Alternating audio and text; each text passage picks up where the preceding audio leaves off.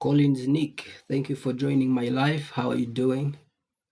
Once again, my name is Ivan ethologist, animal behaviorist, and I'm back for the live. Yesterday I was here and I was sharing about animal tracking basics, the tracks and signs.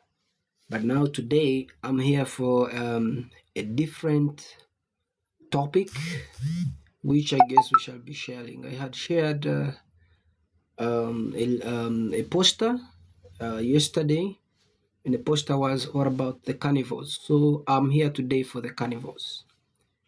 Dennis, thank you for joining, and you are one of the first people to join my live today, and I'm sharing something special, strictly the carnivores, because I had shared a poster yesterday that I would come for a live and something to do with the carnivores, and that's why I'm here. So I've shared the link. Hopefully those guys will be joining us, and I always have a challenge whenever I do the live. Sometimes I don't mind about downloading the replay, but I would like maybe someone who could record the replay can record and maybe share with those who might find it important.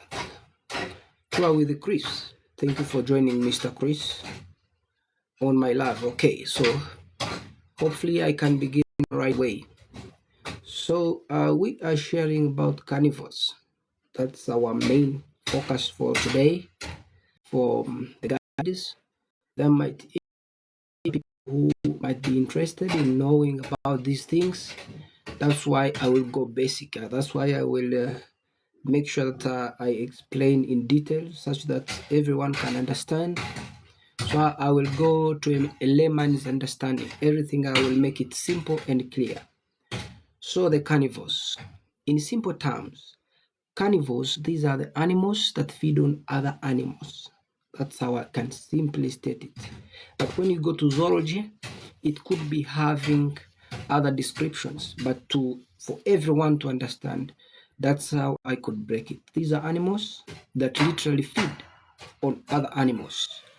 Some might be specialists, and some, by specialist I mean they are only restricted to like carnivory, feeding strictly on flesh or feeding strictly on other animals, whereas others might even we call them facultative feeders. They might have a range of food, feeding on other animals, and sometimes switching to fruits, and sometimes we call them omnivores.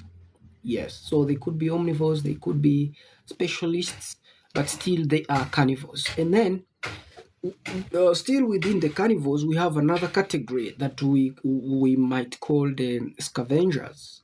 The scavengers still lie under the carnivores, mostly when we are talking to the side of mammals. I well know that there are other scavengers, as in birds, when you talk of the vultures and other kind of bird species. But for a moment, I'm talking about mammals.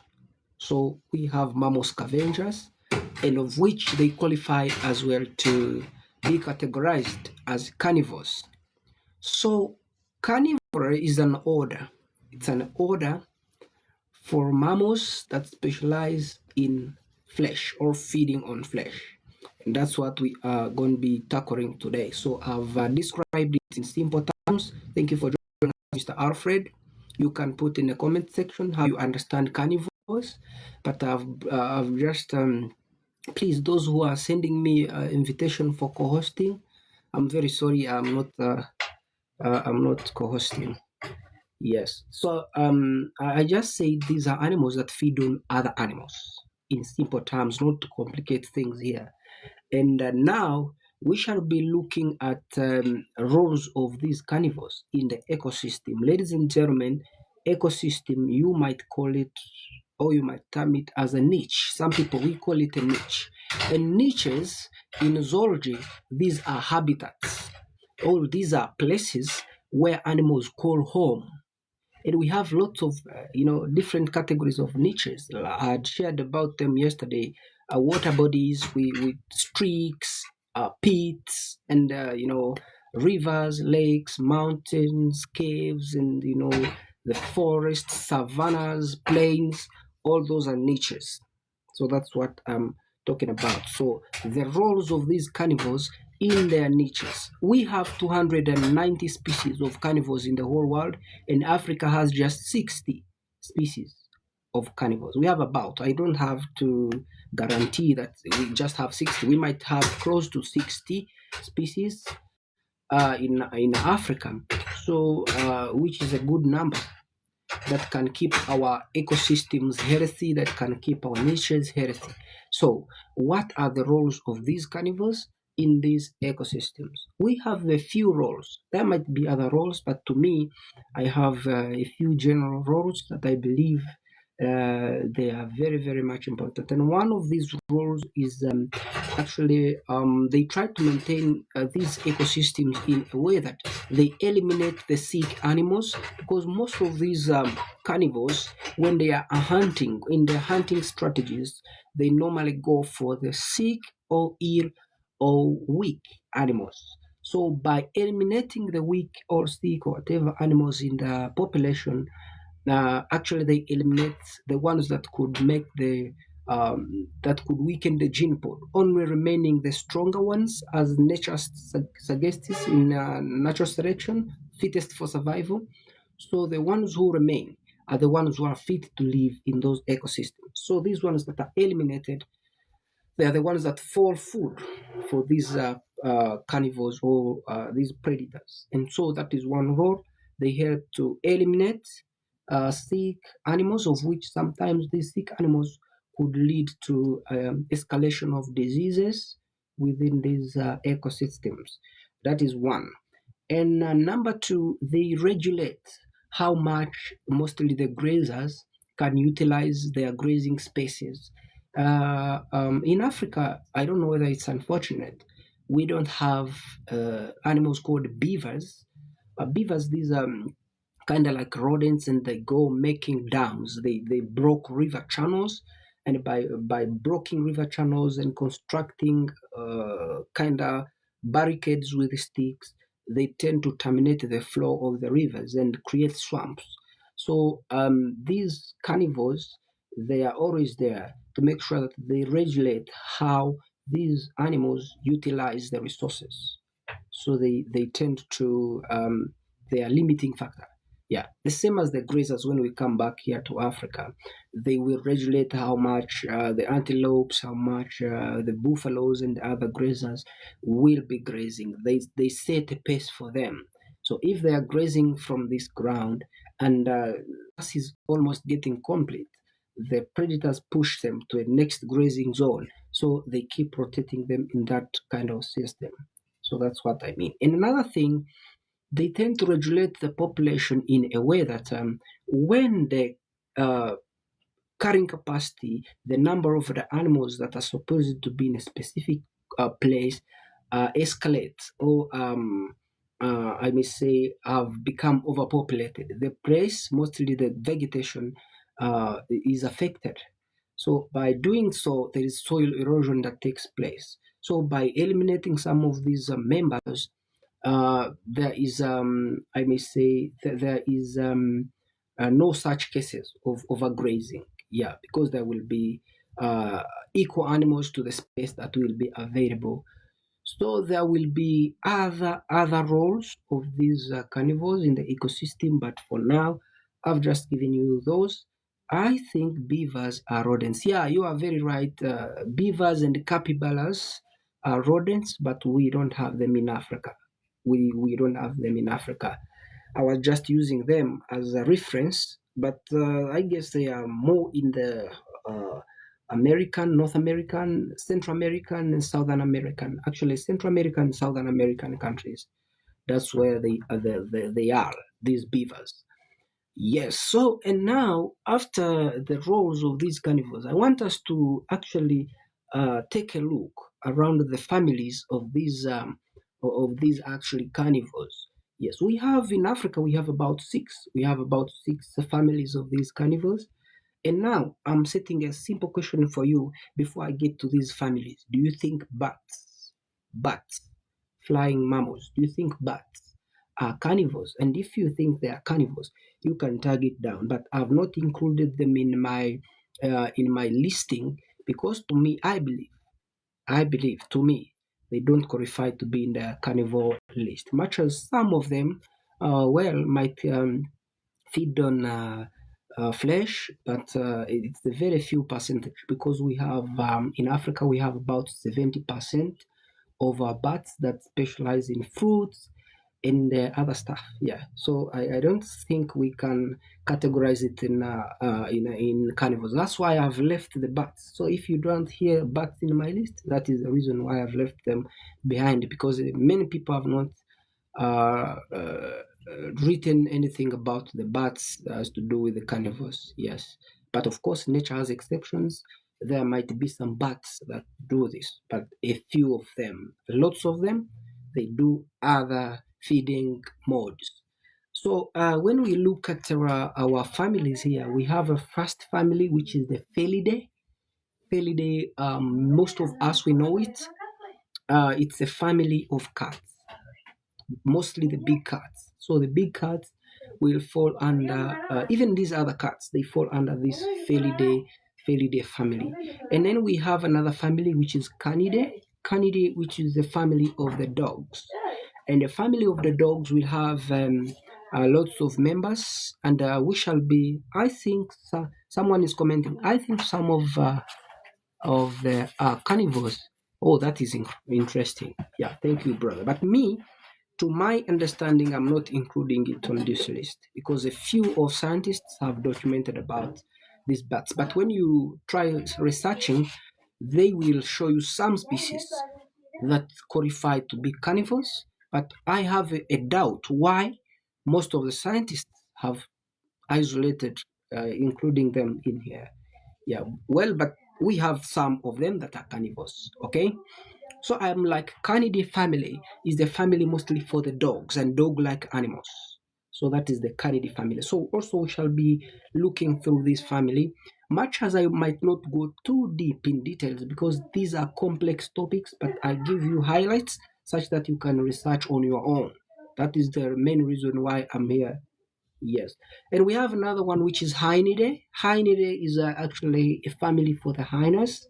And we shall be down below here, we shall be looking at the families, we shall be looking at the species that fall under this family. And mostly in detail, I'll be sharing with you more of the behavior because that is my profession. I'm an animal behaviorist. So, of all these animals I'm talking about and these families, I will be going to detail, at least touching each species and telling you about the distribution, mostly the behavior, and some updates that you might need as guides and nature lovers. And so, from that family of the Hyenidae, we have another family, Hespitidae, which is a family of mongoose. Mongoose, these are small, slender animals and mammals, and they live in a range of habitats ranging from marshes, which are wetlands, to the plains. Yeah, so we have lots of them, and we shall be sharing about some of these mongooses as we shall be continuing with our jazz. But otherwise, members, we are here for an ethological talk about the carnivores, and mostly we shall be discussing about the carnivores of Africa. Much as if you have any inquiries of the carnivores, let it be in Asia, let it be in Europe, let it be in American continents, I am here to actually help you through. Alfred is like, though many of them are insectivorous. That's why I was like, 70% actually they are fruitivores, fruits. Some percentage will be insectivorous, and then others they will do a mix. Yes, those are bats, of course. But of course, an interesting bat is the flying fox. That is the emphasis, the bat of emphasis. Actually, that is more interesting in the bat world. Okay, now we are proceeding. We are on the mongoose. And then after that family of the mongoose, we shall be looking at the Viveridae. Viveridae, which is a family of the genets and the civets. So the genets and the civets, we shall be looking at different species down there of the genets and the civets, and how we can differentiate between those two animals because they kind of look similar and they live in overlapping, I may say, habitat. So what we call they live in the same ranges, home ranges. They graze in the same places. So we shall be looking at least something to do with the civets and the genets down below. And then we have another family which we shall be calling Mustelidae. Mustelidae, which is a family of the otters and the honey badgers. Most of you could have heard of the honey badgers because honey badgers, they are all over the internet. Everyone has written about the honey badgers, mostly the symbiotic relationships they have with the honey guide birds and all that kind of stuff. They are ferocious in nature. So we shall be looking in detail about those animals. So now I guess we can do something with the cats as our okay, someone is sending me a message. Okay, oh, I appreciate. So I'm like, we have to do something with the cats, which is a Felidae family of the cats. Well, for now, like I said, I don't want to take everything scientific because things might get complicated over here. When I go to the etymology, these are the origins of some words that we use. Some of the terminologies that we use here in zoology, they have an origin. They have where they were derived from. So when I say Felidae, actually these words, some of them are Italic and Greek words. Yeah. So when I say Felidae, it has an origin. So you who is watching me right now, I refer you to go and find out Felidae, what it means. But it's a family of cats. Okay. So you'll have to go and check. And after checking, sometimes you come here, share in the comment section what you found. Maybe we can guide you. But now I am on the family of cats in Africa. Cats, we have some of the most sought after cats in Africa. When we say an animal is most sought after, it means every tourist, every person, everyone who ever thinks of coming to Africa, who is in Africa and thinking of visiting any protected area, he has it as an animal of interest. So that's why I say cats are some of the sought after animals in Africa. And we shall be looking in this list because when I see here, for example, in my list of the cats that we have in Africa, we have one which is the most famous, the lion. The Swahili people call it Simba. So we have it as number one on our list, the lion. We have the leopard, we have the cheetah, we have the African wild cat. This one is less known. Most of you don't know it. We have the caracal, we have the African golden cat, we have the Savor cat, and we have the golden cat. So I'm making things basic. The list is endless. There are lots of cats out there. But then to me, these are the ones that I've sampled out such that I can easily touch on each of these species so that you can get to understand and refer to other cats. Yes, because I will not exhaust everything here on live, but at least I give you guidance such that you can go and find out for yourself. I'm teaching you how to fish, but I will not be bringing you fish to the table. So I'm just giving you skills and techniques such that you can always uh, go for it. In for the lion. Respect, brother. So if you are here in for the lion, well, when we are here identifying species, one of the things we consider in the identification of the any species around the world, we have a criteria that we must follow. And the criteria in comprises of identification features. If we are talking of the lion, what features will show that it's a lion even when you didn't say the name? What features that are prominent, that are known by everyone, that even when you describe without showing a video or a photo, any person will just know he's talking about the lion. So that is one of the criteria that we use when we are identifying species. So one of the criteria, like I've said, is the identification features. So, identificational features of the lion. Number one, when we talk of the lion, what comes in the mind of most of people is the man. The males have a prominent man, mostly when they come to adulthood, because lions they become adults around ages of 6, 7 years. They are already adults, mostly the males. So that's when most of the these lions races, because lions have races. That's when they develop prominent male.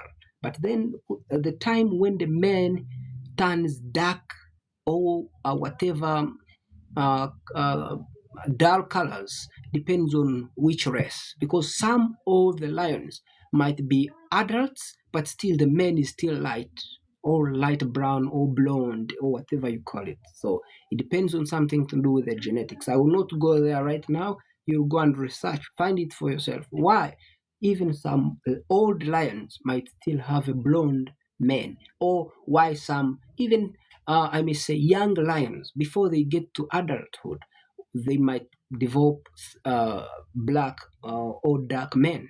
You have to find out of that. But mostly here, the identification features, I was talking of the men. When you tell someone you saw an animal on a game drive, and the animal had a mane, hair covering the neck and some part of the head. So the person will first think of the lion, because that is one of the features that sets it apart from other animals. And number two, why you will know this is a lion. The head is too bulky. The lions have big heads and small ears, and as well as, like most of the cats, they have whiskers. And we rely on these whiskers. Whiskers are, ladies and gentlemen, whiskers. These are hairs that are around the mouth, mostly the sides of the upper cheek and the lower cheek. So we rely on these. We rely on these whiskers actually to identify individual lions or individual cats. Like any person will just look at you and say, "This is Ivan." And how will you have recognized me? Because you know my features. So even in the lions, we recognize individuals by looking at the whiskers. We count patterns of these whiskers because they are different. Every lion has a unique whisker pattern that is different from any other individual. Mostly like us, everyone has a unique fingerprint. So even in the lions, the same. Okay. So another feature that will help you know this is a lion, the color of the lions. Lions have a blonde color. You might call it a brown, you might call it whatever color you call it, but that is their color. And another thing, uh, lions have long tails, and their long tails at the extreme end, they have a dark tip, a dark tail tip. Actually, that's how even we differentiate lions from other cats like leopards, because for the leopards, at the tip of the tails, they will be having white tip. So when you are in the wilderness or when you are in a game drive and you happen to see something moving in the grass in the savannah, and you see something dark moving in the grass, even without looking at the head or any other features, but you see something dark moving, suspect a lion. And if you see something like a torch moving whitish or light in color, that could be a leopard or it could be some duiker, because we have duikers that have that kind of white mark. So you have to be very, very careful. But mostly we consider identification features, like I've said, and sometimes we recognize like even sounds. So what makes a lion special from these other animals? It roars. Much as even other animals like the leopards, they as well roar, but the roaring frequencies and the roaring magnitude differs. So the lines are too distinctive. So you will rely on this all stuff, and you will then identify this is a line, this is this and this. So on another thing, we have what we call habitat range. We are still on the what will help you, what will guide you to identify, and you get to a conclusion that this is a lion. Under habitat range, animals are restricted to certain ranges or regions where they live. I don't expect a lion living above 4,000 meters above the sea level. Remember, I'm talking about me. Ivan, you are wrong. We have lions that live in the high altitudes, and the person will be telling you the mountain lions of this southern Patagonia of Southern America. Though that is a different species. It's not the lion I'm talking about. Be guided. And now, about the habitat and range. When we talk of the lions, they live sub-Saharan Africa. In sub-Saharan Africa, these are African countries that are below the Sahara region. So from countries in West Africa, Central Africa, East Africa, Southern Africa, that's where we expect these lions. And we have another population that detached from the northern population of lion, which was scientifically, some people could call it an Arabian lion, some people could call it whatever. It has many names. Barbarian lions, actually. It roamed the northern parts of Africa, currently Tunisia, Morocco, to mention but a few. But now, some population of that lion in the northern part of Africa, it had to detach itself and it joined the Indian subcontinent. So right now, present day, we have some lions, a big number of population of the lions that live in West India, and they have adopted to forest life. They live in the woodlands in West India, but they are related to the northern lion that roamed the northern parts of Africa, which is now extinct and was recognized as the barbarian lion. So we still count even those lions in India. So when we get to habitat and range, if someone told you I was in India and we went on a drive, then I saw an animal with a mane, with a black tail tip, and then this animal had whisks and it had a big head and small ears, and then it was roaring. I would specifically tell him that was uh, Asiatic lion, which live in India. So this habitat and range will help you to identify species where you found it. Okay?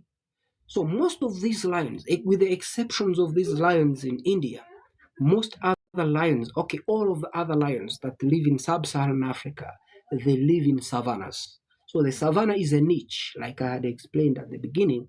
And the niche, we were like it's a habitat. This is a place where animals live.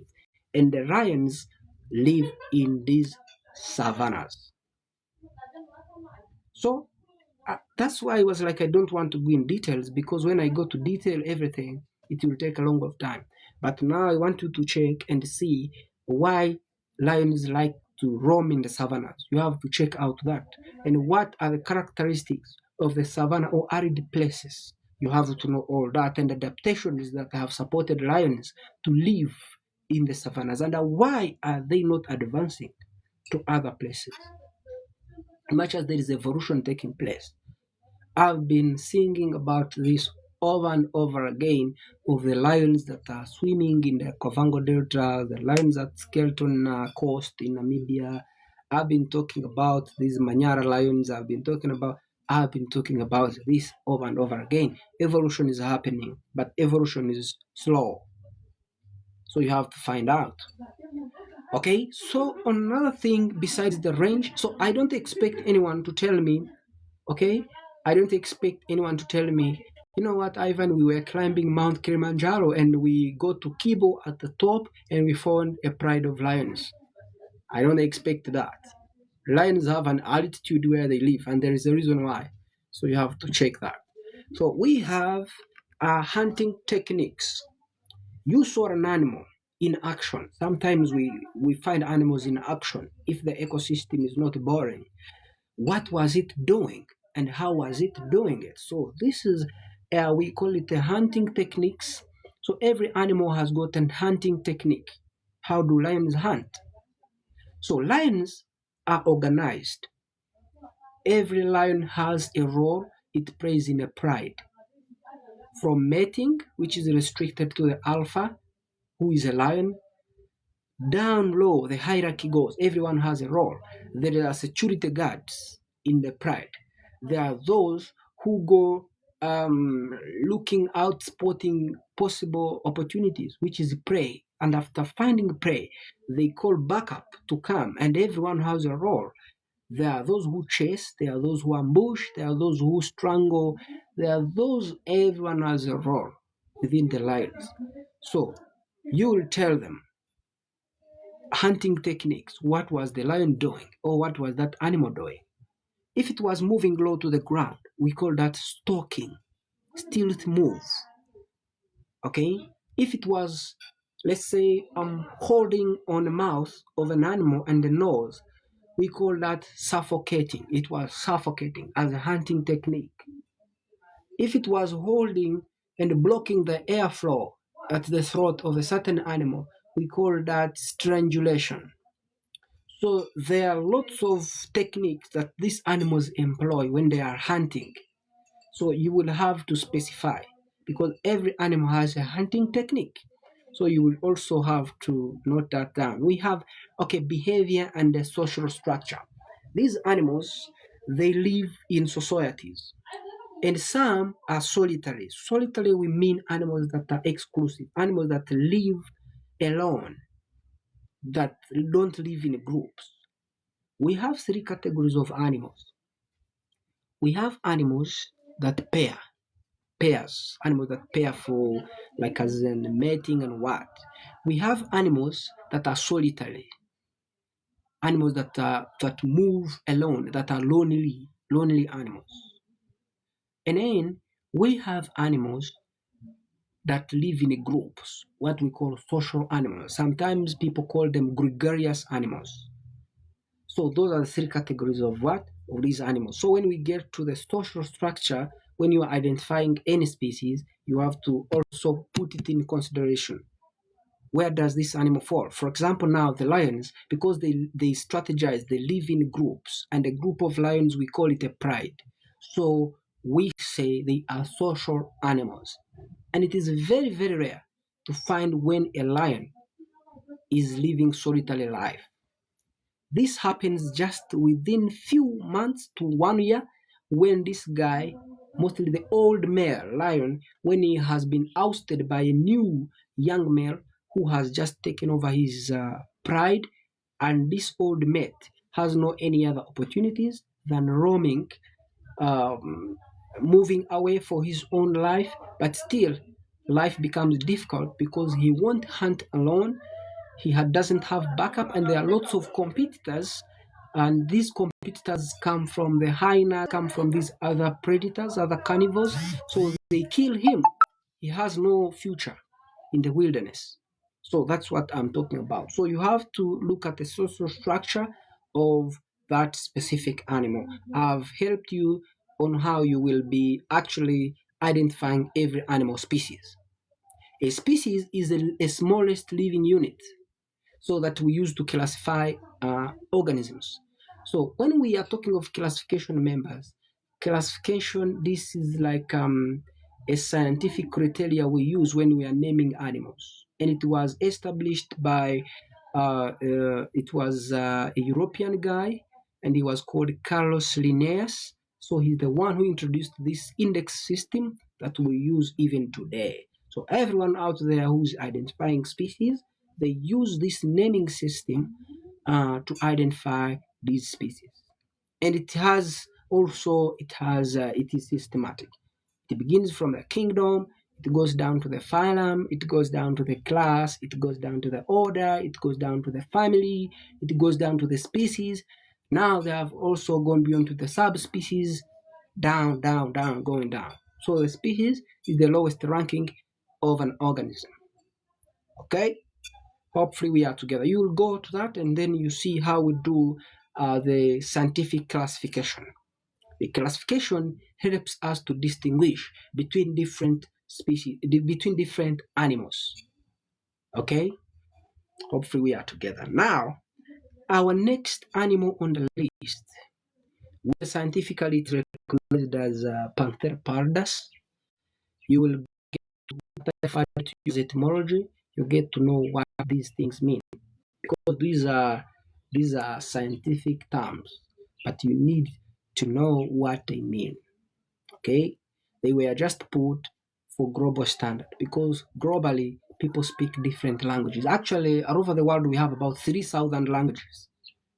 So you can imagine how it might be hard for different people to recognize this whatever. But when they use a single standard language, it would be easy, and that's why Greek italics would be easy for them while they are naming these animals. So Panthera and Pardus, these mostly they come from Greek. So you have to check all that. Okay. Now leopard.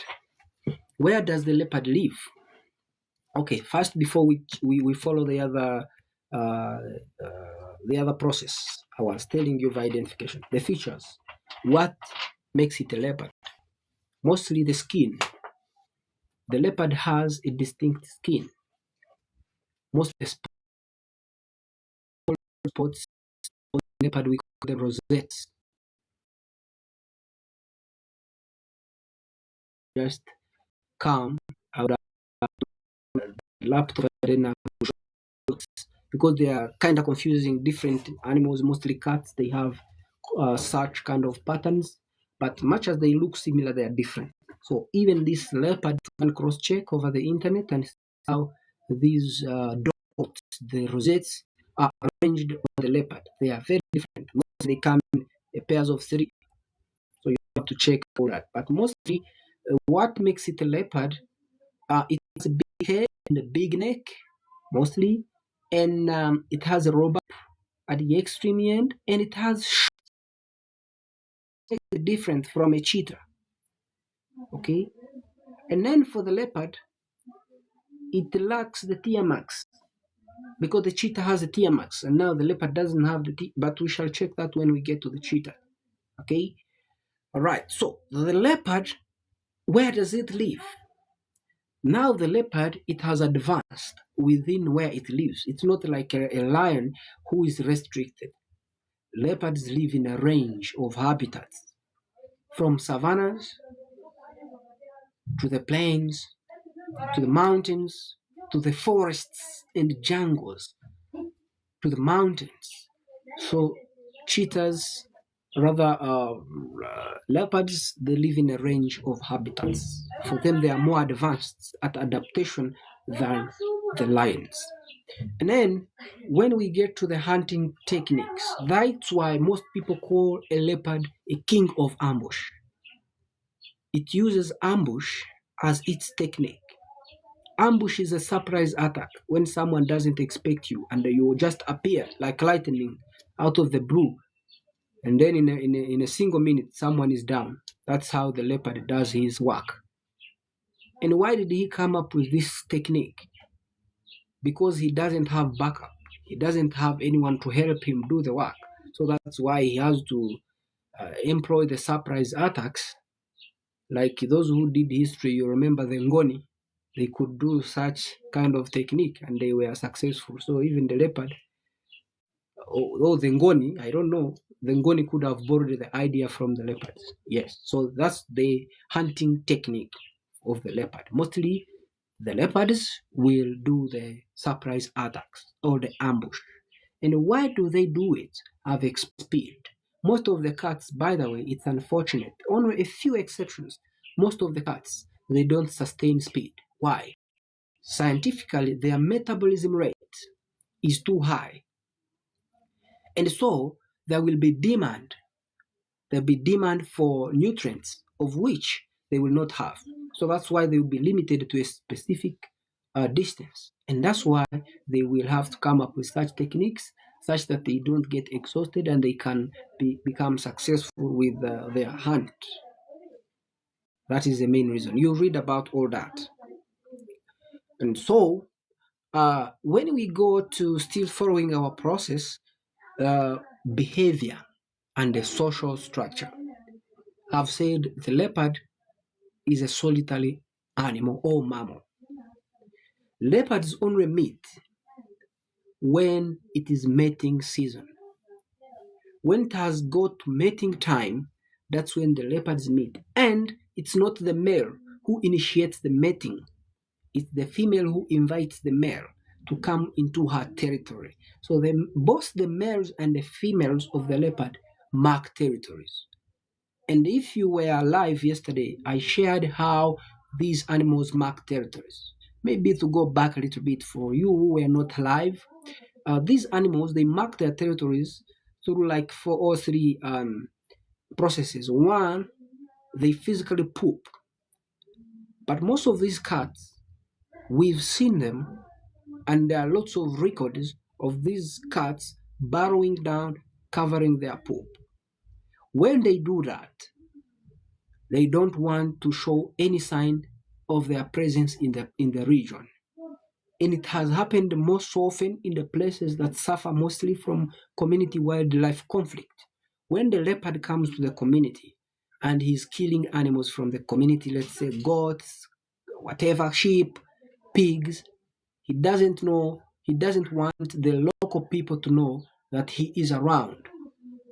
So that's why he will conceal even his poop. Sometimes even he uses a single track. He comes to the community, going back, he will come scratching off the footmarks. So he's very, very intelligent. So that's why I am like, these guys, when we get to the marking of the territory, they will sometimes expose their poop because some people have found leopard poop on the ground. So, and when they are marking their territories, their poop is put at the extreme end of their territories, where the territory ends. That's where they poop. And other points, there have been documented scratching trees. Because yesterday I told you, in between the crows, because these cats have retractable crows.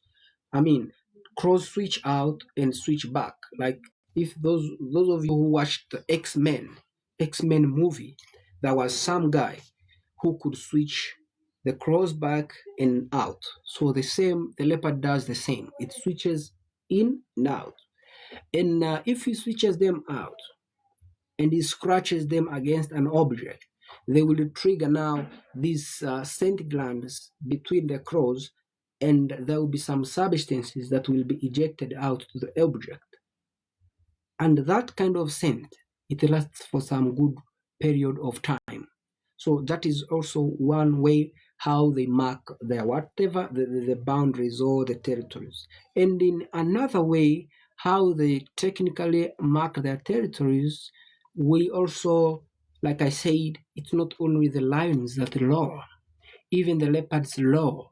And the roaring of the leopards, a few people know it. It sounds more like the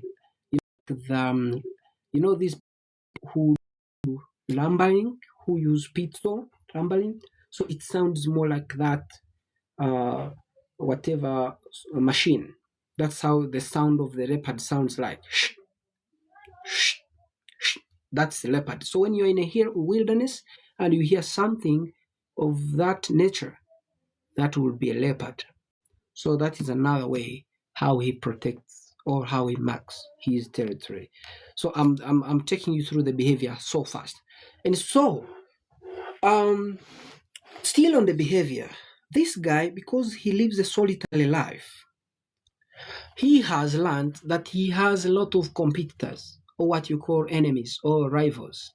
So whenever he kills, whenever he's successful with a hunt, there will be other uninvited guests that will come along. Talk of the hyenas, talk of the jackals, talk of these other guys. So what he does, he got to learn that these other guys lack climbing abilities.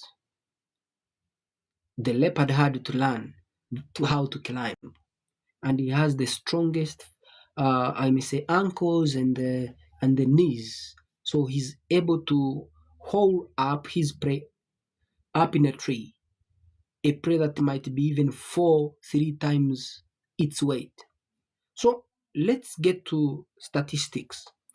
Averagely, an old male leopard can weigh around 90 kilograms. and a female can be in around 60 50s kilograms, kgs.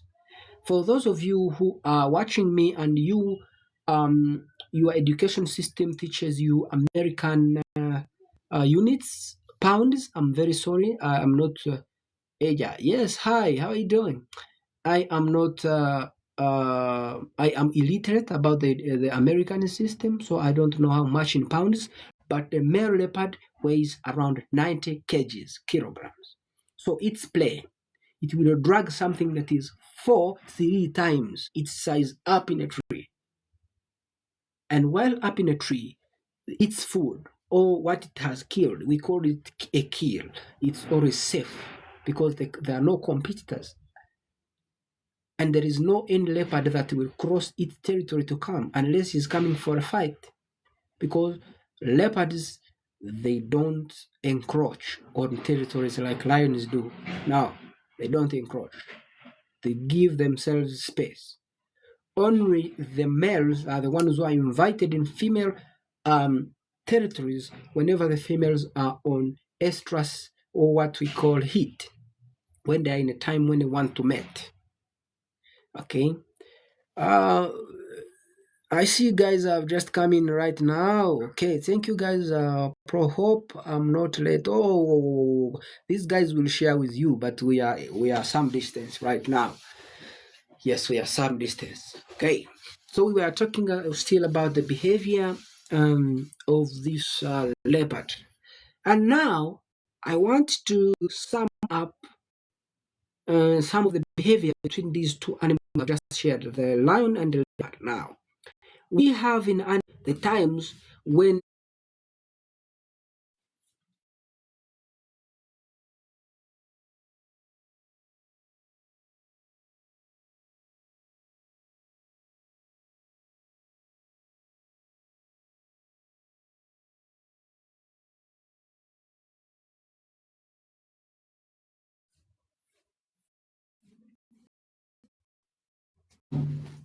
okay, so we have like I've been saying, we have what we call activity times in animals, and so what is the activity time for the leopard?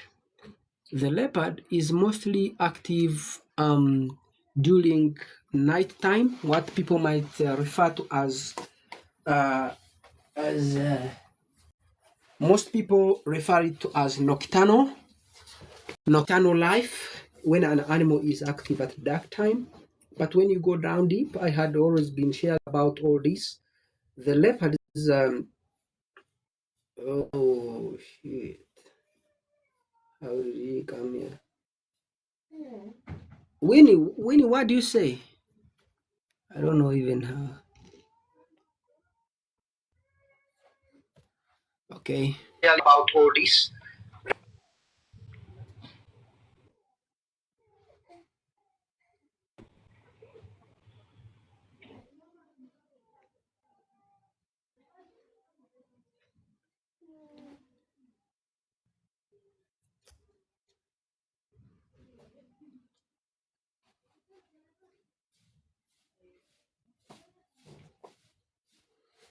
So thank you guys for joining. Just I'm getting challenges with my live. Some people are inconveniencing my live, but I'm trying hard to recover it. I'm trying hard to make sure that I've okay.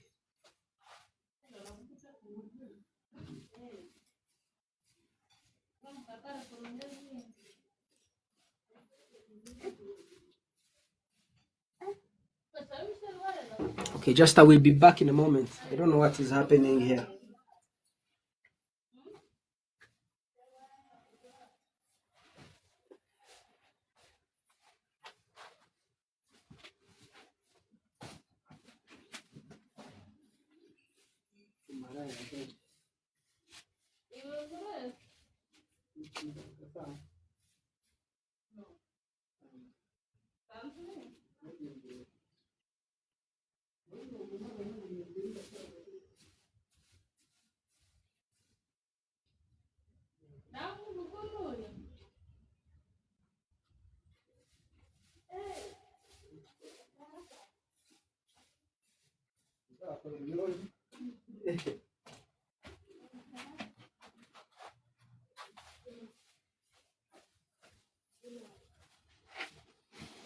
Okay, so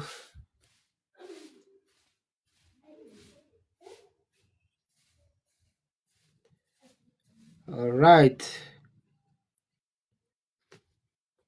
So anyway, guys, I will have to proceed, but I don't know what happened here. It just turned into another window, and I'm struggling uh, to bring it back. But anyway, okay. Some guys have messed up with my stuff. Um, okay. Um,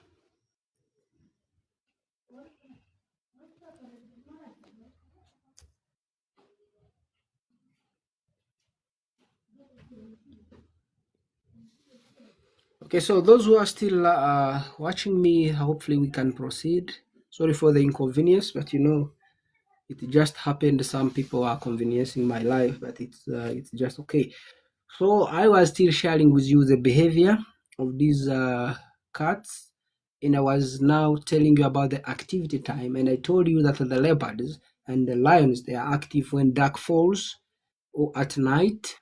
So when you are moving in the wilderness at night, you have to be careful because these animals, that's the time when they are very, very active in the wilderness, and they have reasons why they become active at that very, very moment. And one of these reasons is when they are roaming free in the wilderness at night, most of these prey, we just keep going. Okay, let's keep going. Most of these other animals, which are their prey, like the antelopes, buffaloes, giraffes, and what mentioned by the few, when the dark falls, they lose sight. They won't sustain their sight at night. So when they lose sight, it's an advantage for these lions and the leopards because for them they have what we call a night vision. Some people might call it a night vision, but at the back of their corns, in the eyes, they have what we call a tapetum lucidum. So the tapetum lucidum is like a screen that helps to reflect back the light. So it helps them to perceive the light at night, and they can be able to see clearly, like 7 times the way we see during daytime. So for them at night, they can see every detail in the wilderness. So that's one of the major reasons that influence their activity at night, because they know their prey is vulnerable at that very moment. We are okay with the restarting because we know you have to share videos, different people who have. We are okay. Someone is like, we are okay with restarting because we know you have to share videos to different people who have. I didn't get exactly, bro, what you mean. Um, or who have missed. Now I always have a challenge. I no longer download. I have been trying to download the live, but now I'm having a challenge of downloading. Sometimes I don't get to download the live. Yeah, I think there is a problem with my phone or something. So everyone who might have any way how he can record, sometimes you have to record because I don't know what is going on here. Yes, you see another guy is already here to disrupt me. Okay, so guys, that's what I was sharing, but still there will be other factors. There will be many, many other factors, but mostly those are the factors right now. So another animal that we are talking about in the cat list is the cheetah. So the cheetah looks big. It looks big in size, large in size, but it does not appear on the list of the big cats all over the world. All over the world, we have about 6 big cats. So you will get to details and know what are those big cats. those six big cats. But maybe if I can still remember, we have you heard of you guys? Have you heard of something called the jaguars? So we have the jaguars. We have the clouded leopard. We have the African lion. We have the African leopard. We have the we have the mountain lion. Then we have as well as the um, you research on or whether Koga or something, you will get to read all that and you know all that list. But the cheetah does not belong to that list. Okay, and there is a reason why it does not fall in that race. So most of the cats that were categorized under that list of the big cats were the cats who were able to roar. So the cats who were able to roaring, are the cats that were included in the list of the big cats. Yes, much as they might be small. Now when you look at the, let's say, clouded leopard, it's smaller. But because of that rolling abilities, and it's itself to be included in that list. But now for the cheetah, actually the cheetah chops. I don't know that you know chopping like the birds. That's the sound of the cheetah. It chops. So for that, it didn't qualify to fall under that list. And physiologically, it lacks some feature. So evolution made it in a way that it lacked that feature. And that feature is, we call it a hyoid bone. And the hyoid bone is the one that facilitates and amplifies the vibrations to get to what we hear as a roaring. And it lacks that. So by lacking that, that is one of the considerations why the cheetah is not among the. There are even other factors like the dentition, like something to do with there's a lot, so you'll read, but that is the main point. Okay, but still it's a cat, much as it has deformities, like it lacks retractable claws, it has non-retractable claws, but still it is able to. It's under it's under the cat family. Yes. And where do we find? Oh, okay. The features. How do you know this is a cheetah? It has the tear marks. It has black marks that run across the cheeks, and everything in nature, ladies and gentlemen, it's not by mistake. Everything has a use. There is a reason why you have hair. There is a reason why you have nails. There is a reason why you have that color you have. Much as we have ladies who bleach, but there is always a reason why you are like that. In the animals, it is the same. There is a reason why the cheetah has the marks. And well, there are always debates and there are always mixed reactions from different scientists. But most of these scientists say these marks are responsible for something to facilitate with vision during the scorching sun of the savannah, because you know activity times of the cheetah. The cheetah is diurnal. The cheetah is active during night, during daytime. Actually, it's what makes it different from other member cats. So for the cheetah, it's active during daytime. When night falls, it's also useless. So that's the activity time for the cheetah. So the reason, because it lives in arid places, it lives in places that experience too much heat and the sun, so they need something to work as a sun glass, sun repellent. So the tear marks do that, and because black absorbs, so it will help to absorb and give them vision during their whatever hunting sessions and what in the savannah. Okay, so that's the major reason why they have those tear marks. But of course, there will be other reasons. When you read, everyone is saying this, everyone is saying that, but that is the main major reason. Okay, well, and the cheetah has as well a long tail, and the long tail didn't come by accident. A long tail on a cheetah, it works more like a steering. Because the cheetah, it's the fastest land animal that we have in the whole world. it can make 130 kilometers per hour, just short distance running. So this makes it the fastest land animal. So by being fast while chasing prey, it needs to negotiate turns, because when prey is running, sometimes it makes sharp diversions, sharp turns. So the cheetah, much as it will be on that high speed, it needs to make what we call these turns, these sharp turns. And the tail is the one which helps it to achieve those turns.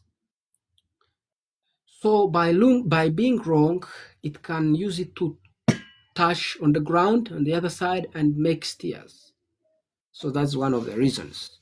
And number two, actually, it can have something to do with there is what we call camouflage. Yes. So the tail bands can help to do with the camouflage in the savannah, something to do with the camouflage. Yes. And as well as now for this cheetah, we have to look at the places. Where do you expect the cheetah to be? We have, well, I believe we have one species of cheetah, Acinonyx bijabatus. But now in Southern Africa, they are claiming there might be a subspecies that is struggling to get to a ranking of a species, and that is a queen's cheetah. You'll have to read about that. But now, mostly when we look at the distribution of these cheetahs, they live sub-Saharan Africa and in some parts of Asia. That's where we find the distribution of these cheetahs, and they are compelling animals. They lack climbing abilities, though they try to climb sometimes, but they don't climb high like the lions and the leopards. Yes. And another thing we have to look at here is the hunting technique. So speed. Speed helps them to achieve hunting, but most of the times we have these other animals who always come and steal food from the cheetahs. And in zoology, we term that as we term that as cryoparasitism. So when an animal comes and steals food from another animal, that's what we term as cryoparasitism. And this is a good model. This is a good example. The cheetahs, most of the animals always come and steal food from the cheetah, because most of the time, because the cheetahs is one of the solitary animals, it's always vulnerable. It doesn't have backup. So when he's hunting alone, there is no need to risk and stand a fight with a group or a pack or whatever, like a clan of hyenas. No, she just runs away and leaves behind the carcass. But now, or when we get back now to the behavior of the cheetah, like mostly the feeding behavior, after killing, after when he has killed, he has to eat so fast, he had to swallow feed food so fast, so that when these other thieves, when they are coming to the scene, she will have already achieved something. So that's why in the poop, in this cheetah poop, you will find incomplete bones and lots of incomplete chunks of some parts of animals, because he will have swallowed at a high speed, because he was rushing because of these other competitors that will be coming to push him out from the kill. So that's one. You will always find the poop of the hyena having such kind of stuff. Okay. So another thing, mostly that we could talk about is again the caracal. So the caracal is also a small cat. It's one of the cats that we have in Africa, and small. It has something like brownish colors, and the caracal is distinct because of its ears. It has ears that have tufts, and it uses these well, remember, tufts, these are like hairs, and these hairs, they are like radars to detect their letters. So they are the ones who can help this caracal to detect mostly the movement of prey and the situation in the wilderness. And these caracals, actually, they are the most acrobatic cats that we have in the whole world, that are able to, actually, they can jump as high as 20 meters and they can catch something in flight. Mostly they are fond of catching the birds like the guinea fowls and all that. Yeah, because of their agility, they are so flexible, so they can be able to achieve that high jump. And the leaps, they can leap, jump long, and vertical and horizontal. So all those are the strategies that this bird or this cat uses to hunt. Mostly because of its flexibility, it can be able to adjust and pounce on animals. Okay, so you can check all that about the caracals, and you will get to see the caracals. But as well, caracals are savanna animals, and they live in sub-Saharan Africa. And most of these caracals, well, they switch. The caracals should be active during nightfall, but as well they have been documented hunting in the late evenings, in the early mornings. So we qualify to call them crepusculars. Those are the animals that are active during late evening and very early morning times. Okay, so those are the caracals. Now we have other animals. You could talk of the savo cat. A savo cat is also a small cat with long ears. It also has a spotted skin and very long legs, slender long legs, and it roams the savannas as well. And it's one of the solitary cats. It does not live in pairs or in groups. Okay, much as when we go a little back to the cheetahs, sometimes you'll find the cheetahs in groups. Much as I said they're solitary, but you will find them in groups, and this happens mostly with the males. So sometimes the males team up to form a group we call a coalition, like something that happens in the lions. Also, as well, it happens in the cheetahs. So sometimes you find a group of 3, 4, 5 males, so that we call it a coalition, and they team up for purposes mostly of defense and winning territories, mostly where the females will be. That's why mostly they team up. Well, that's why they make up these kind of groups. But mostly these groups don't last for a long time. They last for very, very short times, as these guys have a very short lifespan. Evelyn, hey guy, yo, what's up? You're good. Yeah, we're here on the live. All right, so guys who are joining, thank you for joining. Otherwise, this side it's raining. How about that side? We have challenges with electricity, but we shall push because I already said. Okay, we have even the golden cats. You could have heard of the golden cats. They are endangered, by the way, and very rare animals to find and to see, to spot. We mostly rely on the tracks. Like yesterday, I was sharing with you the tracks and the signs. So we rely mostly on the signs to get to know about these golden cats. And some people have been mounting what we call camel traps, the cameras. They set cameras in the wilderness, then they get to confirm that we really have these golden cats in these wildernesses. But mostly now, if you are wondering where you could find the golden cats, mostly they roam tropical jungles. Now we have the golden cats like in Bwindi, but many people have not seen them for many years, so we don't count them to be there. But now we count them as rare animals, so they are very rare to find. But we have them in there, even in other jungles. So where other places you can find these animals, the caracals and whatever, sub-Saharan Africa. That's what I will tell you. Strictly savannas. Okay. Right, so we push down now to our another family. We were tackling the cat family, and I've given you the basics.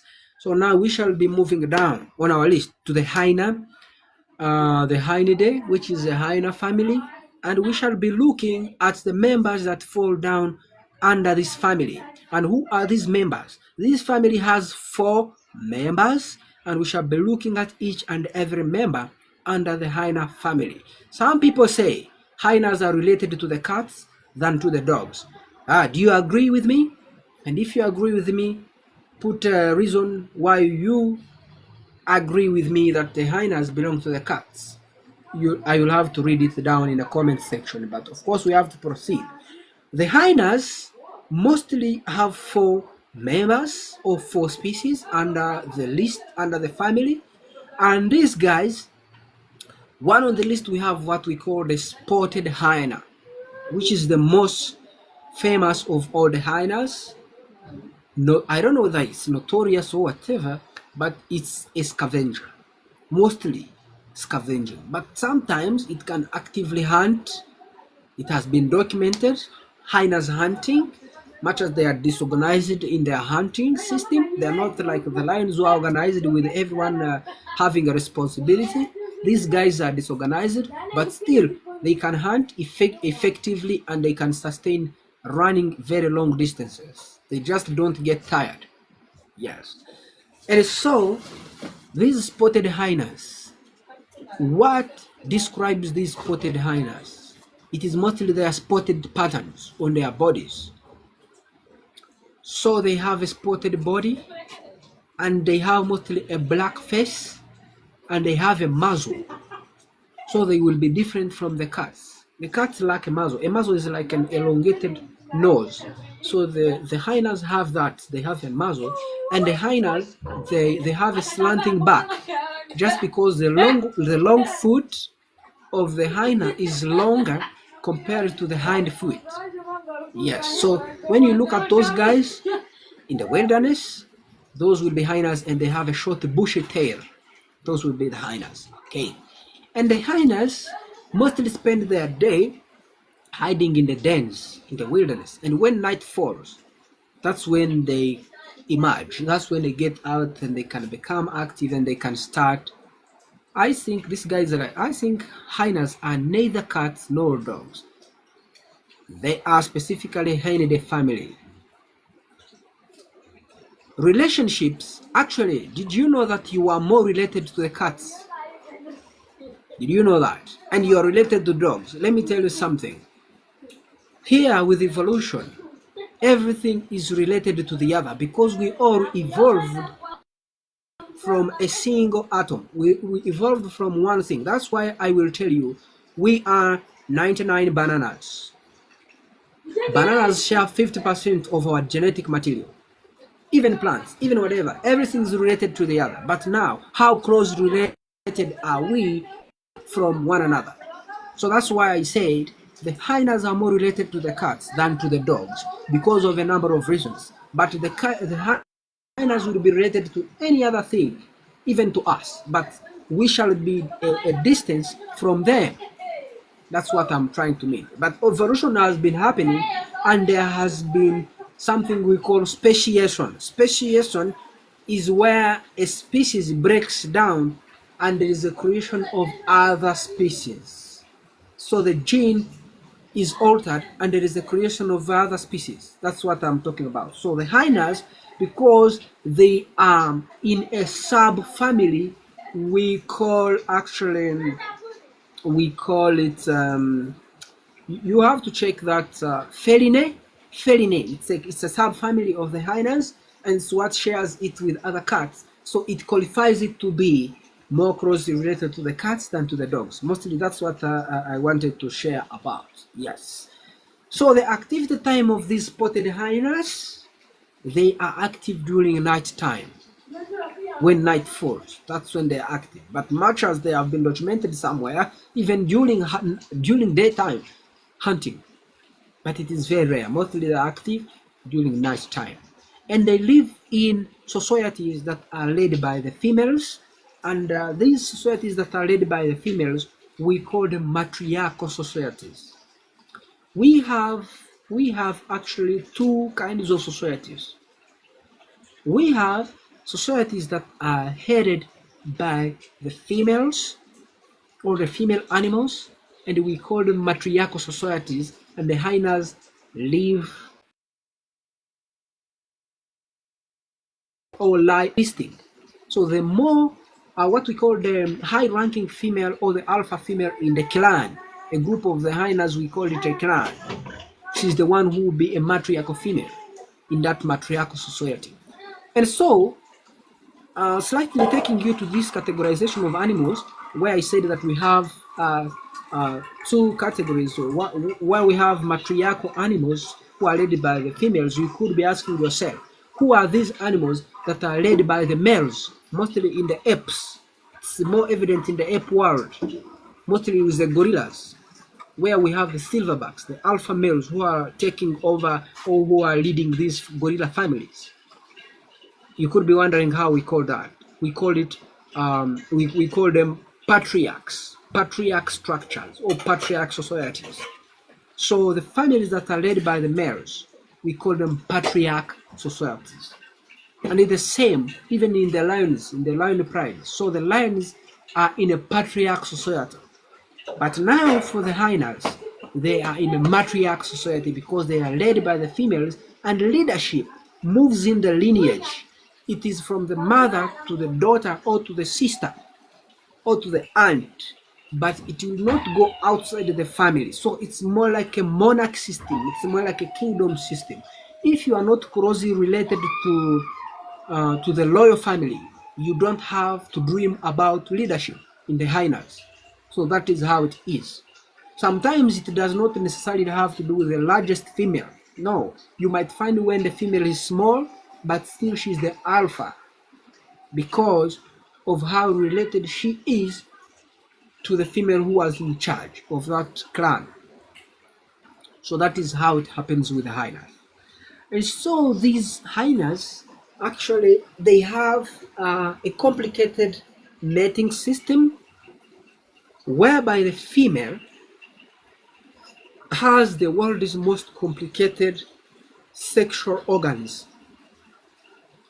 Ladies and gentlemen, these hyenas, they have both male and female organs on their bodies. But what we may call or what we might term as the male organ is inactive in the female hyena, though it is there.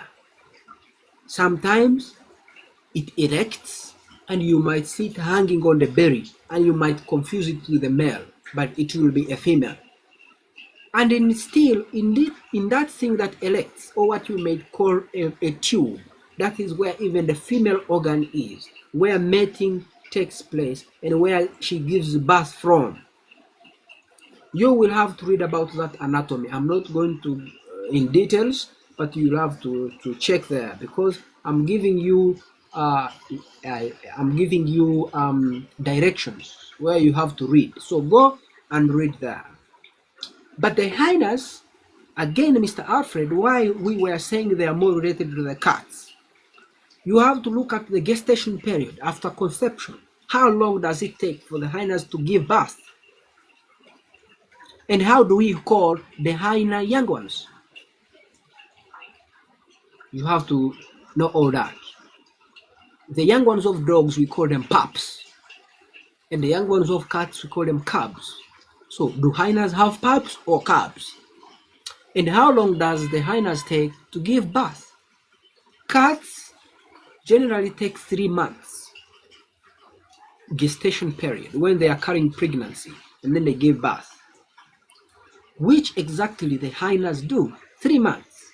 So that's why I was like, there are lots of characteristics that will connect the hyena more to the cat side. And that's one of the characteristics I was talking about. Okay? And when we get to now, the feeding behavior of these hyenas, like I had said at the beginning, they scavenge more than the real hunt. And why do they do that? They have a very strong enzyme system and very strong acids within their stomach linings that can be able to work on everything they put within the stomach. So that's why they confidently go for whatever they go for, and they are not selective. They will go for the bones, they will go for the horns, they will go for the hooves because they have even the strongest biting force. They have even the strong teeth and very sharp and conical that has something to deal with whatever that comes in all forms. So that's why when you are in the wilderness, like yesterday I was sharing with you about the tracking, signs and tracking in the wilderness. I was telling you, if you come across a whitish poop, number one, we have to think of the hyenas because of their intake of the bones. And the bones, scientifically, they are rich in calcium. And calcium is a metal and it has a white color. So when you see white, that will be pellets from the hyenas and it will be calcium. So that has made them bone specialists because of their biting force and their strong jaws that are able to crush all these bones. Okay, so those are the spotted hyenas. Where do we find the spotted hyenas? In the savannas, sub-Saharan Africa. Almost everything is sub-Saharan Africa, because when we go to the Sahara, it is extremely hot and the place is karst. The topography is so arid, survival is not easy. Though we have some species of animals that do live over there, like we shall be sharing in a coming family. I'll be talking about it, where we have the fennec foxes. We shall be looking at those animals that live in the extreme kind of climate, like in the deserts. But still, the hyenas, I've given you where you have to actually expect them. And now we have another member of the hyena family whom we call the striped hyena. The striped hyena as well scavengers, and it is more common in actually in these mostly the Central, Eastern, and Southern African countries. That's where you find the striped hyena. And now we have something called the brown hyena. So the brown hyena, where does it live? So the brown hyena actually lives in these dry places, but not way up north in Africa, mostly in the eastern side. That's where you find the brown hyenas. And where do we find now another member we call an aardwolf? An aardwolf, he's the specialist in the hyena family. So the aardwolf only eats insects, or he feeds only on insects, specifically insects. And animals that specialize in insect eating, we call them insectivores. So he feeds mostly on insects, whether safari ants, because they have a bushy tail. Sometimes he puts his tail in a colony of, let's say, safari ants or the termites or any other ants. And then when the tail is full of the ants, he can crush them in his mouth.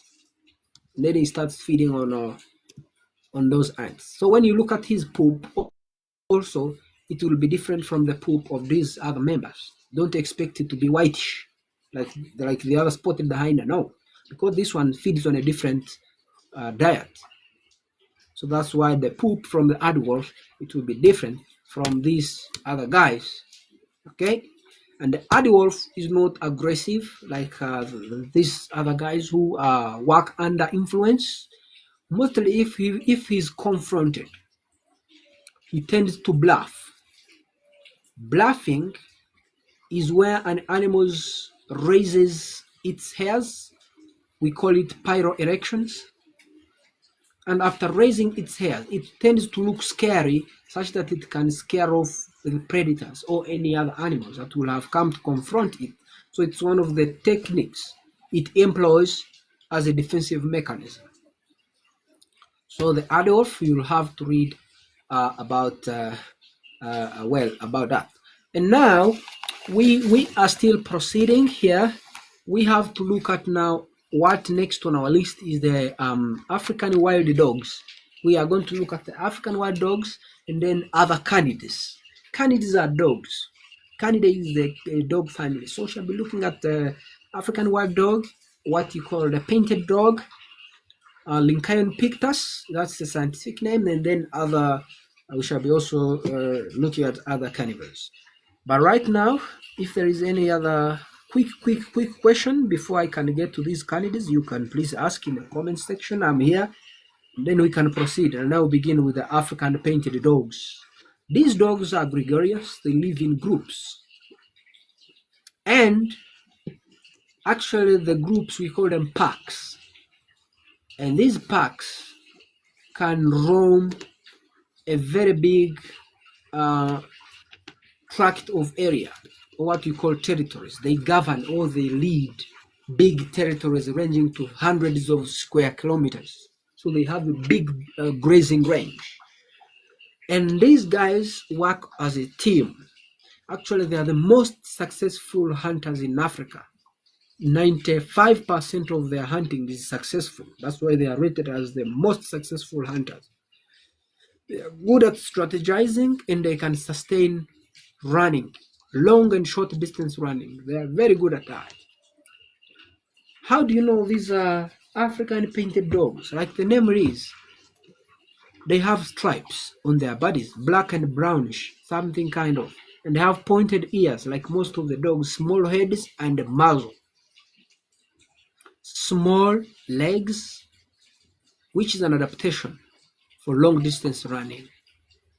And they have big tails. And they can also bluff like the adults, scared to be big.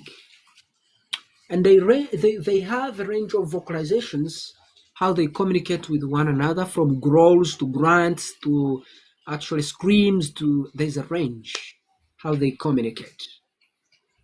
And they undergo what we call synchronized matings. They mate, they have during their mating time, they mate at once and the breeding is done communally. That's why they appear to be a big population, because they participate in communal nursing of their puppies, so there will be security on their puppies. So most of their puppies make it to adulthood, not like these other cats who live solitary life.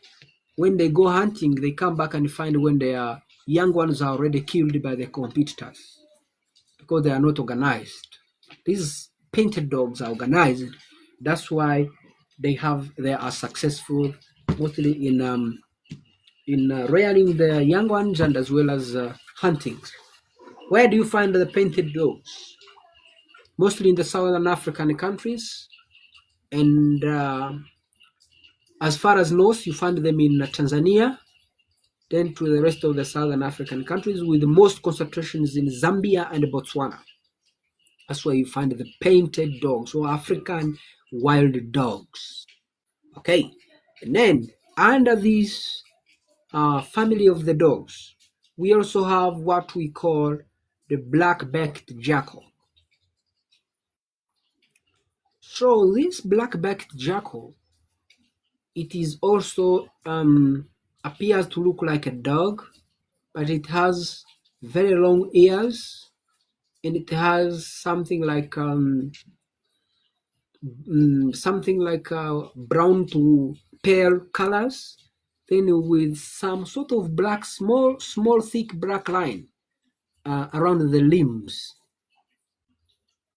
What we call the flanks, the sides of an animal, we call it flanks. So it has a line along the flanks, but the line is faded.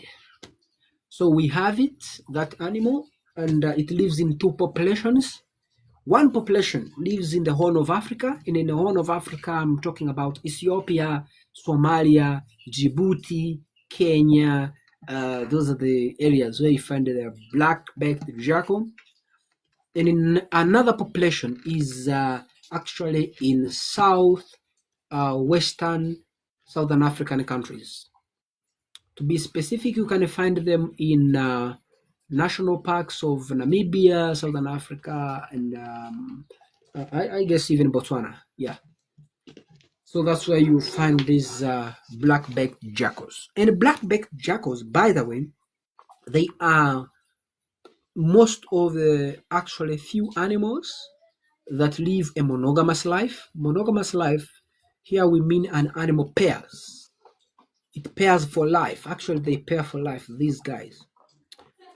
They don't engage in what we call promiscuous relationships or having multiple mates. No, they only stick to one mate, so they are loyal. And they hunt small vertebrates, what you call mammals like rodents, and they can as well scavenge when there is an opportunity. They are seen mostly at the scenes where the lions kills and as well as other animals in the wilderness. So they are always moving next to the big predators because they have scavenging abilities. Okay, and they are active mostly at night. That's their most active time, and they have a very small footprint. The front limbs can go to something around uh, 2 inches, one front feet, and the hind one can go to half of that. So they're very small animals. They are not all that big, and they are finding threats with mostly the herdsmen in the places where these animals are being poisoned because they come so much in the community and they kill people's animals. Okay, in the list we also have what we call the side-striped jackals. And the side-striped jackals, they roam southern of the Sahara in Africa. That's where you find these side-striped jackals. And mostly in like countries like in Uganda, we have a guess that they might be around Chidepo Valley National Park. But elsewhere in the world, you can find them from Senegal. They cross to Cote d'Ivoire, Ivory Coast, Cameroon, Nigeria, Central African Republic. They can come as far as Sudan, Kenya, Tanzania, even these Southern African countries. You can find these side-striped jackals. So their behavior is not so much different from the black-backed jackals, but only their appearance is different because at their back they have a black silver patch. That's why we call them black-backed, and they have a very big tail compared to the side-striped jackals. But their activity and their everything like a behavior, everything is more similar to the black-backed jackal. Now, what we have next on our list, we have what we call the bat-eared fox. Actually, the bat-eared fox is a specialist. It feeds on insects. It has very big ears. That's why they call it the bat-eared fox, and it looks more like a bat. But it is an insect specialist. Its diet. And it's also active at night. Most of these animals are active at night, and it lives in the burrows and it makes burrows. It digs in the ground, so that's where it lives. And where do you find the bat-eared foxes? Sub-Saharan Africa. Mostly in the arid places. That's where you find the bat-eared foxes. And then another one on our list that we have. Let me see. Someone is here. Okay. You can find what we have as a fennec fox. Actually, this fennec fox, it is one of the rare animals that you can find in the savannah. I've been singing sub-Saharan Africa, but now this one lives in the savannah, in the desert.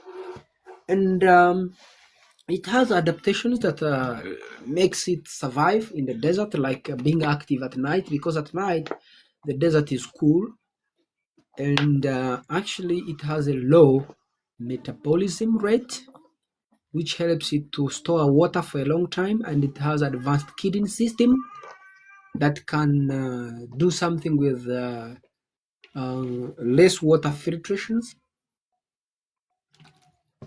allowing it to survive for a long time in an extreme harsh savanna conditions. So the fennec fox, you can find it in North Africa.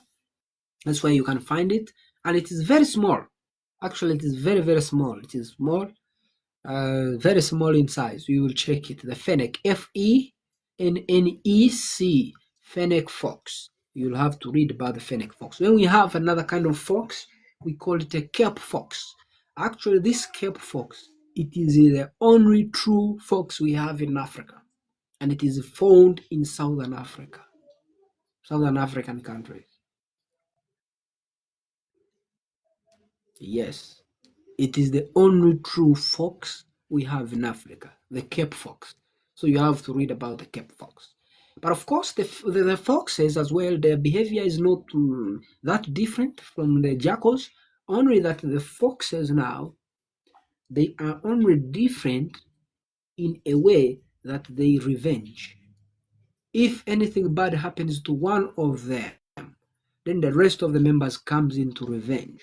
They hold grudges for a long time. So if they visit your farm and then you kill one, please always expect others to come for revenge. And they always accomplish their missions. So foxes are very serious. But I'm very lucky we don't have him here. So I'm safe. No one is going to revenge on me. We also have the Rupert's fox. Check the Rupert's fox as well as the pale fox. So those are the kind of foxes and the jackals we have under the dog families. And mostly here, what is interesting about these animals, what you have to check when you go reading and doing your own whatever research. Hey, you, yes, hi. You have to look at the hunting strategies. How do they hunt? But most of these ones I see, it's a mix. Some are social and others are solitary, so you have to read beyond and know how they come up with the hunting and communication. How do these animals communicate? Mostly animals, these ones communicate through scents because animals have evolved senses, so they will communicate through scents, they will communicate through sounds, and as well as these animals will communicate through, I may say, gestures. So you have to read all about this. Then survival challenges. What are the challenges that are affecting these dogs and whatever animals here in Africa and beyond?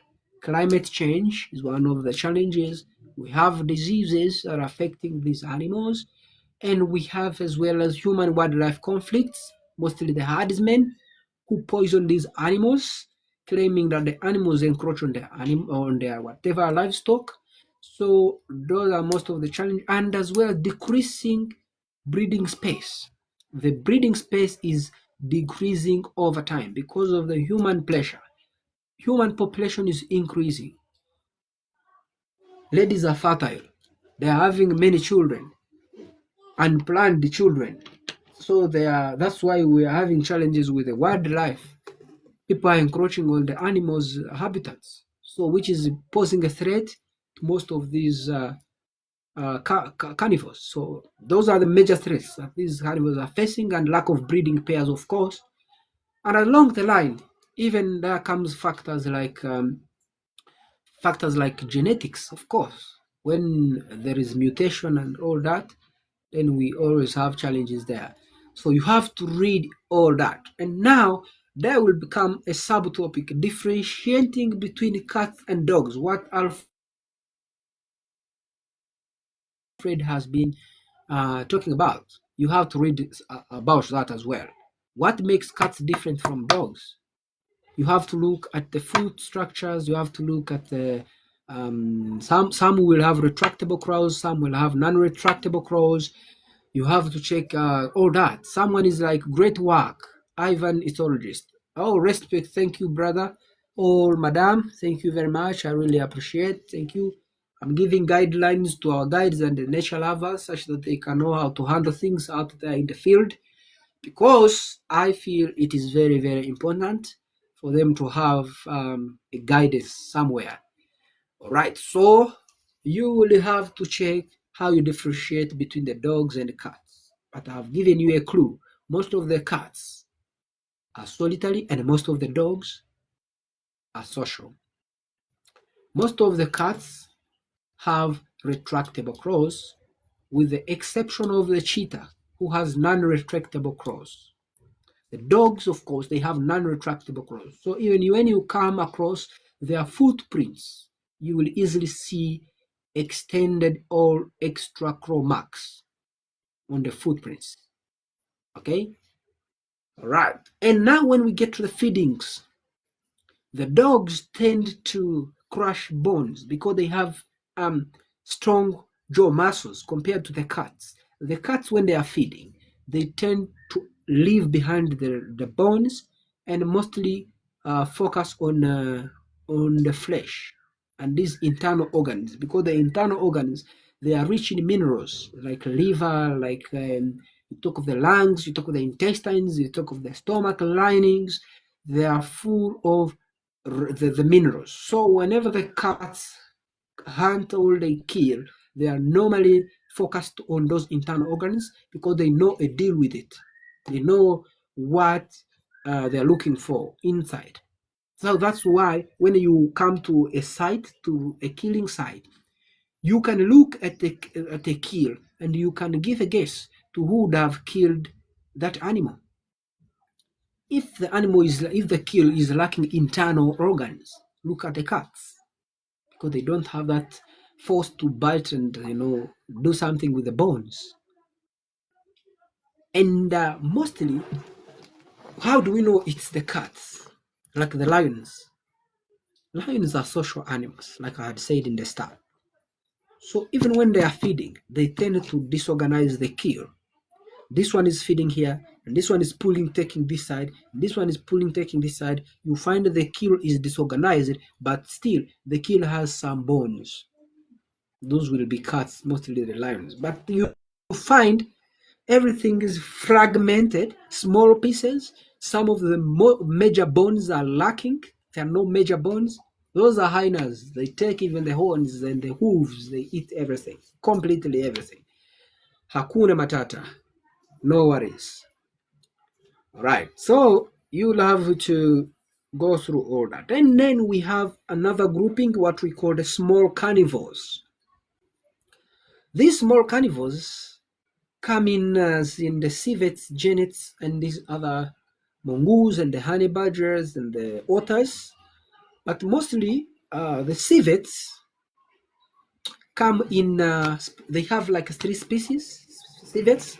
But what is common here is the African palm civet, Nandinia binotata. It's what we have in common.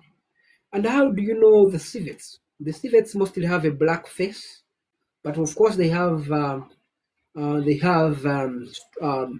something like stripes, black and something light on their bodies, and they have short legs, short limbs, and they have a short tail, and they have mostly what we call an anal gland, which is one of the communication strategies they employ while they are hunting and while they are marking their territories. They have an anal gland that marks scents, so their scent can last for a very good time. So those are the civets. Some of the civets actually are categorized in two. We have ground daring civets and we have tree climbing civets. And the tree climbing civets most of the times are specialists. Most of them, they specialize in flowers and fruits and insects, whereas the ground dwelling will specialize more in the invertebrates and vertebrates and all those small kind of animals. So you will have to go deep in detail and read about these things. We have the genets. Mostly here we have the small spotted genets and the large spotted genet.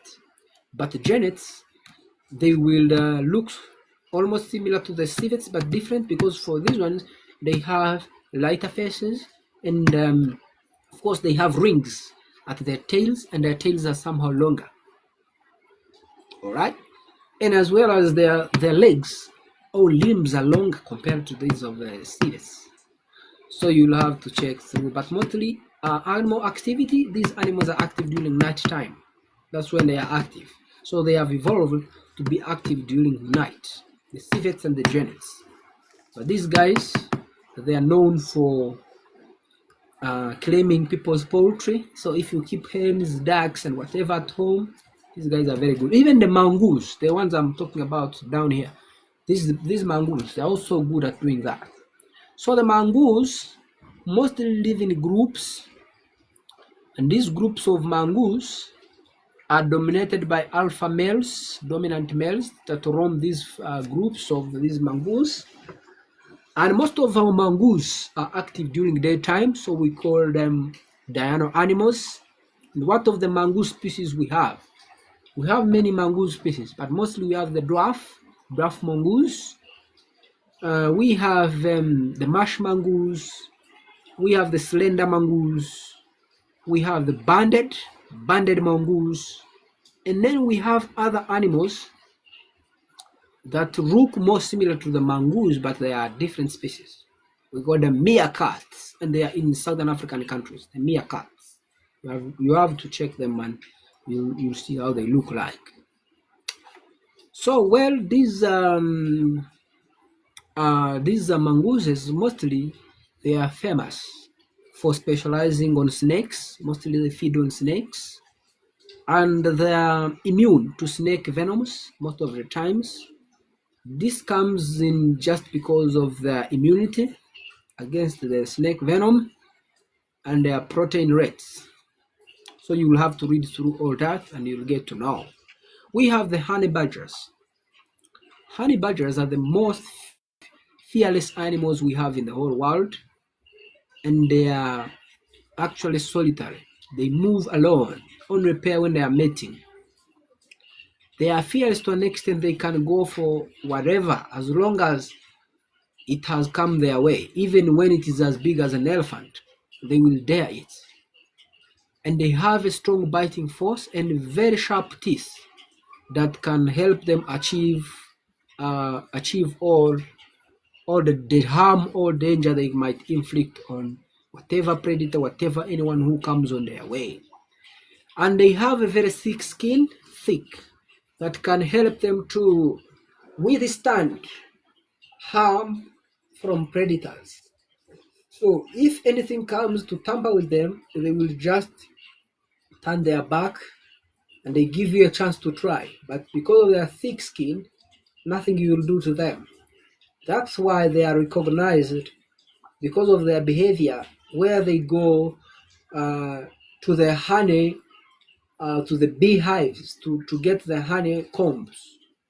So they have built even a symbiotic relationship, what we call mutualism. And mutualism is a symbiotic relationship where two species benefit from the interaction. Mostly, one has to offer a service to the other, and the other one offers a service to the other. So both of them will achieve. So how does this relationship work with the honey badgers and these honey guide birds? So the honey guide birds will locate where the bees are, whether a beehive or in the cave or in a tree trunk, and then the honey guides will make calls. So the honey badgers will recognize the calls from the honey guide birds. Then they will come to find the honey guides, and on reaching where the honey guides will be, that's where the honey will be. That's where the bees will be. So the honey badger, because of its thick skin, it will proceed, and it will have to excavate the bees until it gets out the wax and the honey. Then after feeding on the honey, what will have left behind as the honeycombs and the larva, it's what the honey guide bird will come and feed on. So they have built a very strong relationship between those two species. So the honey badger is mostly known for that.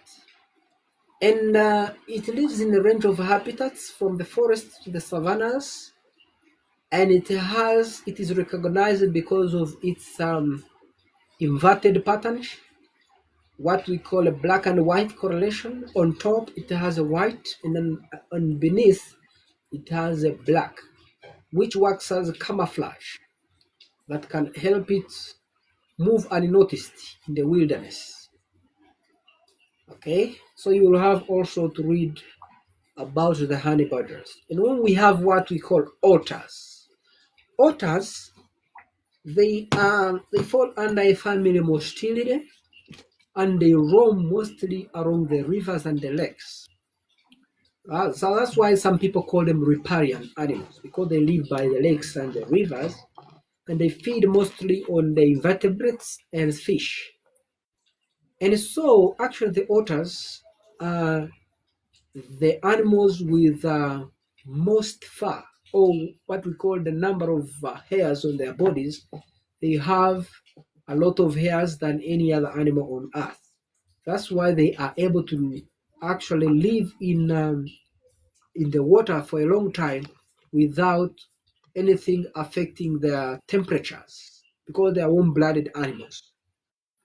So they keep their temperatures optimal just by the thick fur they have. So it works more like an insulation that can help them to dive deep down. But still they have to keep coming on water surface to catch breath, because they breathe through lungs. Okay, so those who have been to freshwater lakes like in Lake Bunyonyi, hopefully you've seen those otters. And in Lake Bunyonyi they have a species, these spotted-necked otters. It's what they have. Some have claws and others are clawless. So there is a range of species. You'll have to read about the otters. You'll get to see what I am talking about. Okay. And then you will have to check. Most of these animals are nocturnals, but mostly the mongoose and the otters, you can as well see them hunting during daytime. So which might make them to be dianos or sometimes cathamelos. And then on the identification tips, hopefully I'll give you a guidance how you can easily identify. And then the tracks and signs, of course, you already know how to probably how to achieve that. Okay. And now what we might have to check next on our list now on our carnivores, we have to look at the adaptations. What makes them carnivores? Okay. Now the adaptations, most of these carnivores, we look at the teeth. The teeth helps them to negotiate with their prey, which are more like the tools they use for hunting. Most of them have sharp conical teeth, incisors, that can help them accomplish that work. And others then have claws. Claws work more like swords. They are sharp weapons that work more like the knives. Imagine the lion inflicting on you a 2.5-inch claw. So a single paw has 5 claws. Those are 5 blades. So those are weapons. So that is what makes them carnivores, because they have those weapons. Most of them will have claws, will have sharp teeth. Then when you go on the other side of grazers, which is not my topic today, their teeth will be blunt. Mostly it will be incisors and then molars, premolars, which is more adapted for grinding mostly grass and other plant matter. Okay, but now here these ones have sharp conical teeth to deal mostly with meat and flesh and the bones and all that kind of stuff. Okay, and then camouflage. When you look at the patterns, it helps them to blend very well in their ecosystems. Look at the lion. It looks more similar to the sage grass or thatching grass in the wilderness. Brown sugar color. So it makes it to conceal itself and it can approach prey before being recognized. Look at the leopard. It blends very well in the shadows of those trees, mostly the Kigelia trees, Kigelia africana trees, the fig trees, prunus trees, all those kind of trees where they hang around. They look more like the shadows. The patterns of the leopards look more similar to the shadows under those trees. So now you have to as well look at something as speed and strength. Don't you think most of these predators are so fast? Think of the cheetah, so fast. And as well as they have super reflexes, mostly like these leopards. It will just pounce out of the blue and you find yourself dead. So they have super reflexes and they are very agile. All these are adaptations, and they have night vision, which helps them to navigate through the night and take advantage of all these animals that will be impaired, that will have lost vision at night. Ladies and gentlemen, we are about 43K people are viewing. So thank you everyone who is viewing, who's watching live. And we have senses. These animals have evolved to have super senses. Some of them have what we call mechanoreceptory abilities. They are able to hear, recognize what we call sounds, even mute sounds. They can be able to recognize them, which can be a good advantage for them to trace play. And another thing about the senses, some have chemoreception abilities. They can be able to sense and locate prey. Carnivores come in a range. I didn't go much in other kind of orders, but we have rather families, but we have some snakes that are carnivores. We have crocodiles that are carnivores, but I didn't want to extend this topic to all that level. But you read it by yourself. But these animals have senses. They can recognize. They can tell changes in humidity. They can recognize molecules from around them, and they can be able to locate prey. When we get to the snakes, for example, they have a flicking tongue that is always moist. So whenever it flicks it out, it collects scent molecules, and when it takes it back to the mouth, it can send it to the Jacob's olfactory organ for sense, I may say decoding. And then after decoding, it will send it to the brain. The brain will tell the snake there is a threat somewhere, there is food, there is change here, there is whatever. So that's why I say these animals have evolved senses, mostly senses of smell. When we talk about smell, I'm talking about, let's take a good example of the crocodile. Along the lining of its mouth, it has small dots, and those dots help it to actually recognize differences in the water pH. So it can easily know who is around and who is where. And they can able to tell him distance. So it can be even able to judge the distances. So they are evolved with super senses, the carnivores. That is another adaptation. And then another adaptation that we may come up with. What do you think is another adaptation? Put it up in the comment section such that I can get to know that you are keenly following. Okay. But now here, how do you track the carnivores? That is yesterday's topic. You have to identify the footprints. You have to actually recognize its poop, the scat. You have to actually look about the kill site, look at the killing, and then you have to give a guess according to the footprints you find. Let's say you found a kill and there are many footprints. Should you still think it was a leopard? Because when an animal hunts alone, when an animal is solitary at the killing site, we don't expect to see lots of footprints. So if there is overlapping footprints, then that you have to give a guess from social animals. And now, how will the size of the footprint be? Large, small. If it's large, give it to the big or apex predators or carnivores. If it's small, take it to the small carnivores like the jackals. Okay? So you have to put all that in consideration. At the killing site, how did you find the arrangement of bones?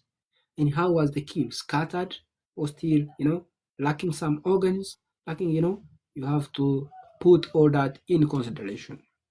Then we have what we call listening to alarms or calls. It can help you to lead you to these carnivores. So, ladies and gentlemen, thank you for those who are watching live, who have been following me from the start up to where we are right now. I've been just giving you a highlight because with zoology, everything becomes a topic. Every animal becomes a subject. So we don't seem to exhaust each and everything, because everything is, when you go in details, it has a lot to talk about it. But now I was giving you just basics, highlights, guidelines that you'll have to follow up, such that you can go and make your own research. It can help you, it can help anybody else. Then we can come up with a standard information flow as guides in Africa and beyond, such that we should not have conflicting information, which is one of the biggest challenges we are facing right now. Someone is telling a tourist or a guest this information. When he goes to another place, he finds another guide is telling him a different information. So we are against all that. We need to come up with uniform information. That's why we share all this. So thank you everyone who has been watching me. We have a serious WhatsApp platform. We call it Tales from the Wild. Tales from the Wild is a platform that has lots of nature lovers and professional guides. Actually, we have almost close to 600 experts on that forum. So sometimes people don't have time to come here on TikTok, but they have time for WhatsApp. So if you feel like you can join us on our platform and become our member free of charge, my number is in the bio. You can check my number such that I can get you in our group, and you move at the standard that we are moving. And you can easily break down every aspect in nature, and you can deeply understand everything in nature such that you can appreciate nature and appreciate God. That's why we are here. And mostly be a champion for conservation, because we are losing species at a very high rate because of factors to do with the climate, with the population, human activity influence. So we are the activists. We are the very people that can help to actually stop all that is ongoing with nature. Otherwise, nature needs us, and we need nature because we are part of that broader system.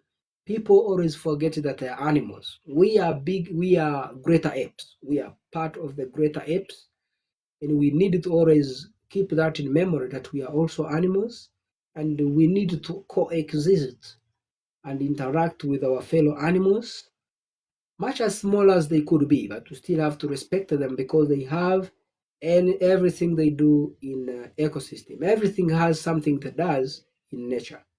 Nothing is there by mistake. So thank you very much. Everyone is watching. My name is Ivan, the only Uganda's ethologist. I am the only first ethologist in Uganda to study animal behavior as a specialization. Other people have been specializing, let's say, in birds or whatever, primates or what. I am the first. Even when you make research, you can go make research. I am the first ethologist in Uganda.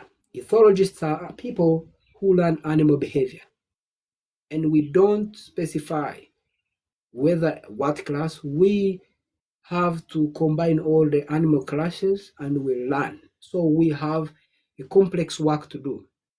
That's why sometimes when I'm guiding or when I'm teaching or when I'm lecturing, my information sometimes get conflict because of a lot of stuff that is in my head. But I keep, reading, I keep finding out, I keep proving research, such that I can always not mess up. Okay, so you can join us over there. Thank you very much for watching. Otherwise, I wish you a good evening.